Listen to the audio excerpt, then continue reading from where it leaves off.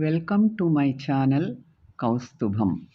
నీ వెనుక ఏమి ఉన్నది, నీ ముందు ఏమి ఉన్నది అనే విషయము నీకు అనవసరం.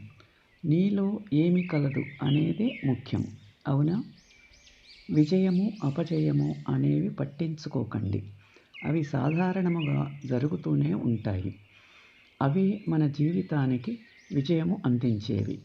ఓటమి లేని జీవితము ఉంటుందా? ఉండదు కదా. ఎంతో విశ్వాసము, అంతము లేనటువంటి శక్తి, ఇవే విజయము సాధించటానికి మార్గములు. మనము సాధించే పనిని గురించి ఎంత శ్రద్ధ చూపిస్తావో, ఆ పనిని గురించి ఫలితం పొందటానికి ఉపయోగించే పద్ధతులలో కూడా అంతే శ్రద్ధను చూపించాలని తెలుసుకో. మీరు ఎలా ఆలోచిస్తారో అలాగే తయారవుతారు. బలహీనంగా ఆలోచిస్తే బలహీనంగాను, శక్తితో ఉండేలాగా ఆలోచిస్తే శక్తివంతులుగాను తయారవుతారు. నిన్న జరిగిపోయిన దానిని గురించి మదనపడకుండా రేపు జరిగే పరిణామాలను గురించి ఆలోచించగలిగే మనిషి విజయము పొందగలుగుతాడు.